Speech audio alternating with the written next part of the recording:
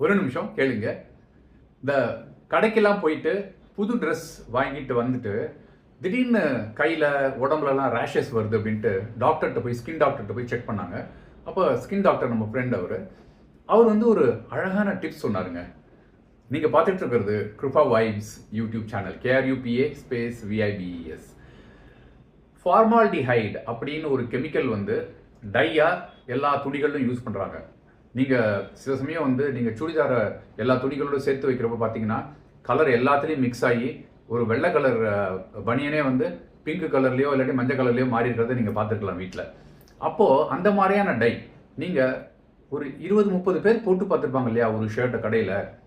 நீங்கள் அதை உடம்புல போட்டிங்கன்னா என்ன ஆகும்? அது ரேஷஸ் வர ஆரம்பிச்சிடும் இல்லையா உடம்புல. அதனால் பனியன் உள்ளே போட்டுட்டு அதுக்கப்புறமா முயற்சி செஞ்சு பாருங்க அப்படிங்கிறது தான் அவர் கொடுக்குற அட்வைஸு.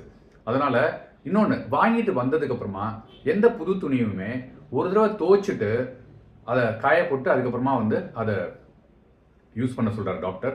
அவர் துவைக்க சொல்கிறது எப்படின்னா, இது சோப்பெல்லாம் எதுவுமே போடாமல் நீங்கள் அந்த 15 minutes ட்ரை வாஷ்ன்னு வருது இல்லையா அந்த வாஷிங் மிஷினில், அதில் நீங்கள் போட்டலாம். இல்லை நான் கையால் தான் துவைப்பேன் அப்படின்னா கொஞ்சம் வெந்நீரை வச்சுட்டு வெந்நீரில் டெட்டாலோ இல்லாட்டி சாவ்லான் அதை போட்டுட்டு நல்லா டிப் பண்ணி எடுத்துட்டு நல்லா கசக்கி பிழிஞ்சு அதுக்கப்புறமா காய போட்டு அதுக்கப்புறமா யூஸ் பண்ண சொல்கிறாங்க. அந்த கெமிக்கல்ஸோட இம்பேக்ட் உங்களுக்கு பாதிப்பு இல்லாமல் இருக்கும் உடம்புல.